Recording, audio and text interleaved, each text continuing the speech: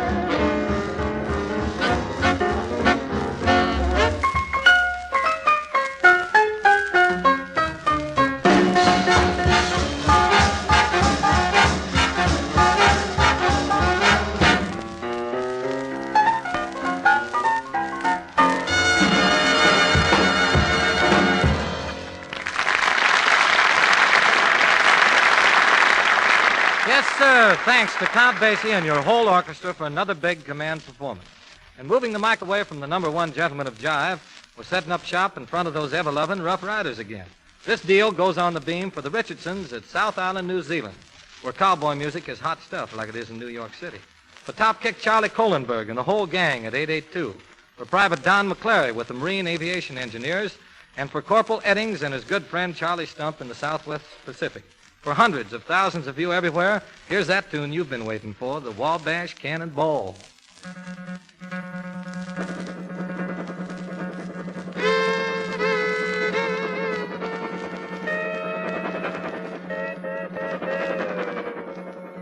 From the great Atlantic Ocean to the wide Pacific shore, she climbs high in the mountains, up hills and by the shore. She's mighty tall and handsome, she's known quite well by all. Regular combination of the Wabash Cannonball. Play a tech, boy.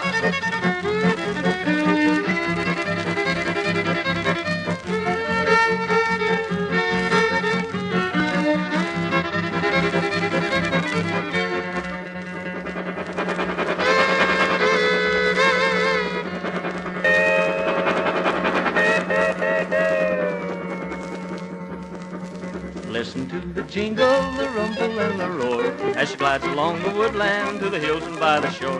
Hear the mighty rush of the engine, hear the lonesome hobo's call, traveling through the jungle on the Wabash Cannonball.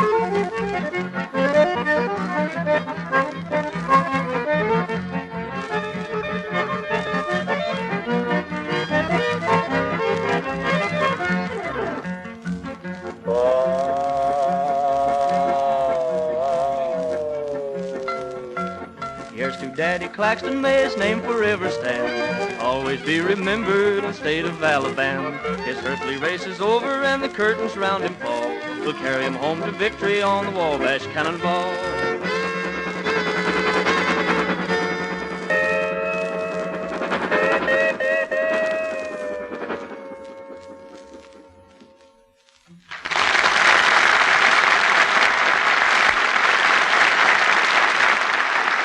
Well, that takes care of the Roughriders' contribution to command performance, and pretty handsomely, too. Thanks again, Jimmy Wakely. And now, proving that I ain't going to be a talking man for this whole half hour, I've got the Charioteers on mic sort of wedged in between me and the studio audience to ward off any stray eggs. And we're taking off on one of your old-time favorites, good old Kentucky Babe. Jane Sherman, touch off those sharps and flats, huh?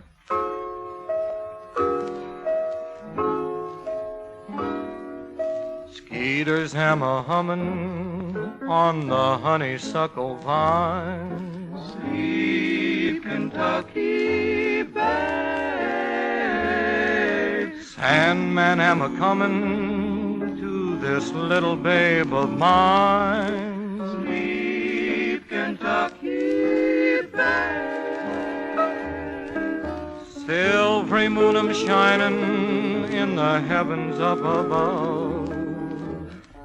Bob Lincoln pining for his little lady love. You is mighty lucky, babe of old Kentucky. Close your eyes in sleep, oh, Fly away. oh, fly away, Kentucky babe. Fly away to rest. Fly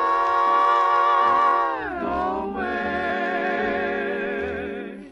Lay your little curly head on your mammy's breast.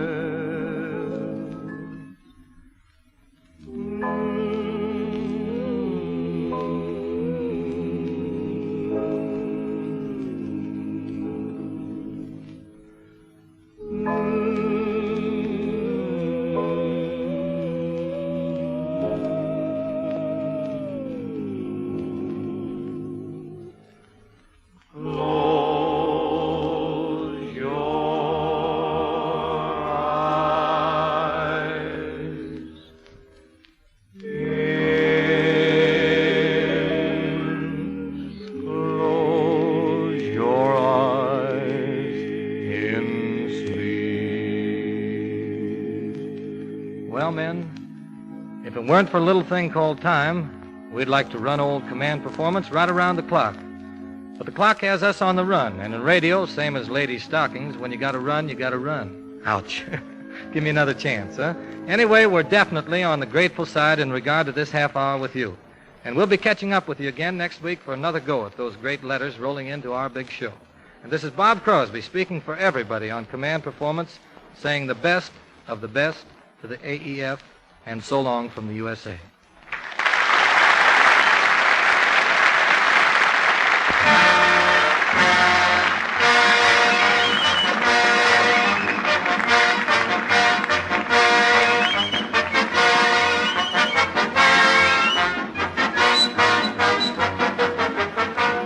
And this is Ken Carpenter snapping a latch and adding that command performance is arranged through the cooperation of the Hollywood Victory Committee and is produced for you men of the Armed Forces of the United Nations by the Special Service Division of the War Department of the United States of America.